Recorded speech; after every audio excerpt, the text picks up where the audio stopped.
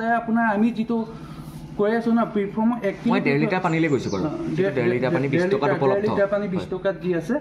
আপোনাৰ এটো ক'বলৈ বিচাৰিছো আপোনাৰ সিহঁতে 1.5 লিটাৰ পানী 20 টকাত কেনেকৈ দিব পাৰে 20 টকাত দিবলৈ হ'লে আপোনাৰ 1.5 লিটাৰ পানী বনাবলৈ হ'লে বটলিংটো যিটো কৰিব সিহঁতে আপোনাৰ 20 গ্ৰামতকৈ ওপৰ প্লেটফৰ্মত আপুনি বনাব লাগিব আমি 1 লিটাৰ পানীহে বনাওঁ 20 গ্ৰামৰ প্লেটফৰ্ম 20 গ্ৰামৰ প্লেটফৰ্মটোত থাকে আপোনাৰ খুব বেছি এবেগত থাকে আপোনাৰ 1200 বা 1250 বটল থাকে মানে বটল উলিয়াব পাৰো তাতো মিক্স হয় বটল আৰু সেই বস্তুটো আমি কিনিব লাগে 140 টকাত কিন্তু আম্বানি কোম্পানীয়ে কি কৰি আছে আপোনাৰ সেই 1200 বটলৰ প্লেটফৰ্মৰ পৰা বনাই আপোনাৰ 10 টকাত হৈ আছে কাৰণ সিহঁতৰ নিজৰ ইন্টাৰেষ্টিং নিজৰ প্ৰডাক্ট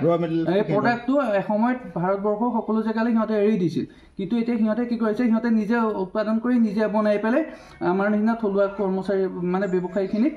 মানে জীৱনৰ প্ৰতি অন্ধকাৰ নময় আনাত সিহঁতে হেৰি কৰিছে ঠিক আছে জনালো কমনিউজ কৰ্মকৰ্তাসকলক ইয়াৰ জৰিয়তে আমি জনাব বিচাৰোঁ যে আমাৰ অনাগত দিনবোৰৰ দৰে এই বছৰো আমি উৎসাহেৰে উদ্যমেৰে কাম কৰিম বুলি মানে হাতত সংকল্প লৈছিলোঁ কিন্তু বহিৰাগত কোম্পানী যিটো ৰিলায়েন্স একচুৱেলি ভাৰতবৰ্ষ হয় কিন্তু অসমৰ নহয় ৰিলায়েন্সটো নাম জ্বলায় সকলোৱে জানে কিন্তু সেই কোম্পানীটোৱে এবাৰ পানীত চকু মাৰি সিহঁতে কি কৰিছে 750 ml আৰু 1.5 লিটাৰ এই দুটা আইটেম সিহঁতে বনাইছে বনোৱাৰ বিনিময়ত কি হৈছে 750 ml টো সিহঁতে 10 টকাত দি আছে আৰু আমি বেচোঁ যিটো 500 ml সেইটোহে 10 টকাত আমাৰ যিটো কষ্টিং সেই কষ্টিংটো সিহঁতৰ লগত আকাশ পাতাল ডিফাৰেঞ্চ আমাৰ 1 কিলো প্লেটফৰ্ম কিনি আনিব লাগে আপোনাৰ 140 টকাৰ এপ্ৰভ হয় আৰু ৰিলায়েন্সে সেই বস্তুটো কি পৰিমাণে কেনেকৈ কি অংকত আপোনাৰ দি আছে সেইটো আমি গম নাপাওঁ কিন্তু মই জনাত সৰ্বপ্ৰথমে সিহঁতে যেতিয়া আপোনাৰ পানীটো বনায় সিহঁতৰ এইটো এসময়ত আম্বানি বুলিয়ে ক'ব পাৰি আম্বানি কোম্পানীয়ে ন ৰিলায়েন্সটো আম্বানীয়ে যিটো ৰ মেটেৰিয়েল প্লেটফৰ্মৰ দানা সিহঁতৰ থ্ৰুৱেদি গোটেই ভাৰতবৰ্ষত ডিষ্ট্ৰিবিউটৰ হয় সেই বস্তুটো সিহঁতে এতিয়া নিজে চকু মাৰি সিহঁতে যিটো কষ্টিঙত পানী বনাই মাৰ্কেটত এৰিছে সেই বস্তুটো লৈ পেলাই আমাৰ ফেক্টৰীত বহুত হেম্পাৰ হৈছে আমাৰ নহয় ইয়াত অসমত আপোনাৰ 200 অধিক প্লাণ্ট আছে সেই প্লাণ্টখিনি এতিয়া বন্ধ হৈ যোৱাৰ পথত মানে হেৰি হৈছে আৰু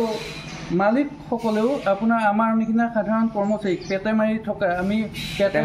পেটে ভাতে খাই আছোঁ এই ফেক্টৰীটোতে কাম কৰি যি এটকা পাওঁ 2 টকা পাওঁ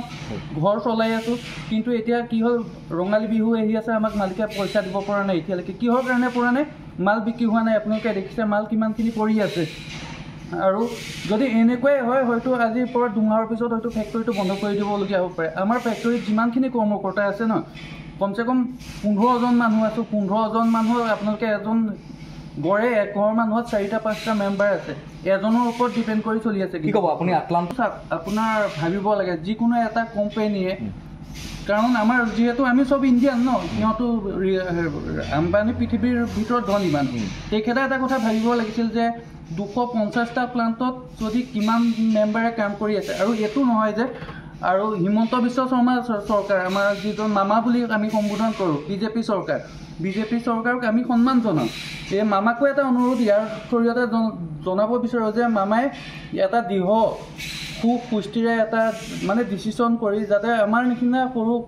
কৰ্মচাৰীখিনিক বা সৰু কোম্পানীৰ মালিকসকলকো এটা স্থিতিত মানে ভাল পথ দেখুৱাই ৰিলায়েন্সো চলক কথা নাই সমিল মিলেৰে চলক বস্তুটো যে এনেকুৱা নহয় যে এটা ওপৰত থাকিব এটা একেবাৰে নিম্ন খাপত ভৰি তললৈ লৈ যাব এই বস্তুটো হ'লে কিন্তু আমাৰ অসমীয়া সমাজে হওক বা মানে অসমত যিমানখিনি থলুৱা কৰ্মকৰ্তা আছে সেই মানুহখিনি কিন্তু হয়তো জীৱনৰ অন্ধকাৰ নামি আহিব অনামিকা নামি আহিব মই তাকে ক'বলৈ বিচাৰিছোঁ